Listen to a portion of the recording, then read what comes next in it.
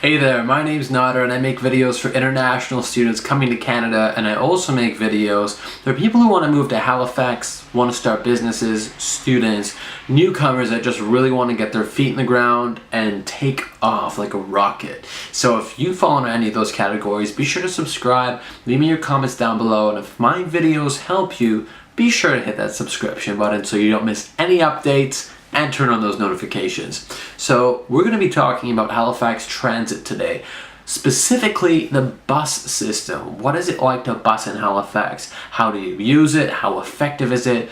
I made a video touching on the transportation, the food a little bit. That video has approaching 10,000 views now, with a lot of people moving to Halifax wanting to learn more about it.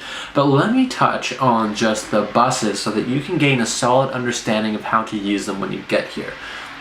Basically, there are bus stops all around the city. I'm going super basic. There are bus stops all around the city, and you just wait and you get on the bus. In terms of pricing, I would just look up Halifax Transit online and see how much it is at the time of watching this video, because there is a possibility that it could fluctuate. If you're going to school in any of the major universities in Halifax, under your tuition it will also cover transportation. So you will get a student card with your face and a student number on it and a sticker that's called a bus pass, and that will allow you to use transit anywhere in the city. Now otherwise you have the option to pay as you get on the bus, and there may be another way to get, whether that's a card or some sort of transit. It's not that expensive on the bus as opposed to using a cab. It's even cheaper than Uber. So let's talk about how to use the transit specifically. You want to go to one of the bus stops in the city and you start to remember numbers of buses. So if I want to go to Gottingen, for example, I know the number 7 will take me there. Also, if I want to go to Barrington Street, so if I want to go to the supermarket, like Atlantic Superstore in that video, I would jump on the 7. You may also want to jump on the 14 to get to another area. So these are buses that I tend to memorize around the area. And once you get really good at using them, you start to recognize the city and remember what buses to get on and what side of the road to go on so you don't move in the wrong direction. That's all it is, because one side of the street goes this way, the other side goes this way. So you just get an idea of, I'm going to stand at the bus stop and I'm going to wait. Buses can come from anywhere from a few minutes to half an hour or even longer, depending on what buses you're using. Generally, I don't memorize the schedules in my head, but if you're jumping on like the 7 or the 14 like I mentioned, it's probably only going to be, probably 10 minutes. I'd say on average 10 to 15 minutes at most you're going to be waiting. It can be 18 minutes. It can be less than that. So these are just I'm ballparking here for you. But don't worry about the numbers. Don't worry about them yet. And you know what? I don't even remember the numbers. There's an application called the Transit app. It is just called Transit, and it's available on the App Store and Google Play. And what you need to do is go on the App Store or Google Play and look up Transit.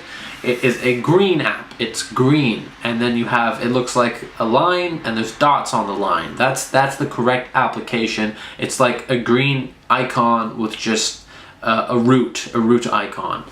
So that's all it is. And you type in the location you want to go to. You have data on your phone. I have a video as well about cell phone providers, internet providers in the area, so I've already covered that. But in terms of the busing, you want to open the application, type where you're going. It has a GPS. It will tell you what bus stop to go to, how long the bus is coming in, and it will tell you what number to get on. And that's it. So that's as simple as it is. That's how you use Halifax Transit and the busing system. You get on the bus, you can look at that application and it will tell you what stop to get off at, how many stops you have left. And it's so convenient because all you have to do is look at it. You're just looking at your phone, and it is so simple, and it is probably the best way to get around the city. Some of the buses, it has not, for most of them, I'd say 95% of them, 90% of them, it's updated for.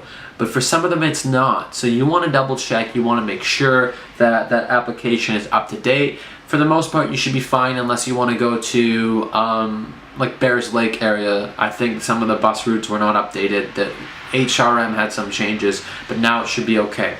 So that's how you use it. If you have any other questions about Halifax, the transit, do you need a car? No, you don't need a car, but you will need to budget time. Even if you go to work, you still don't need a car. You can budget time to get on the bus, but it will take longer. You will be at the mercy of the bus and the bus routes. So you don't need a car per se, because Halifax is actually really small. You could probably walk all of Halifax, in like a few hours? Probably like a few hours. Like, it's not a very large city.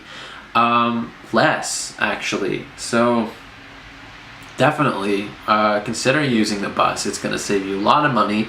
Be humble. You're getting a new job. You're an international student, or you're from another country. Just wait a little while. Save. Don't go buy the expensive cars. Use a bus for a little bit. Your wallet, your bank account will thank you later. It is a great way to get around the city. Not perfect. Not like transportation in Europe, but it still works and it will get you where you need to go. That's my advice to you. If this video helped you, be sure to subscribe.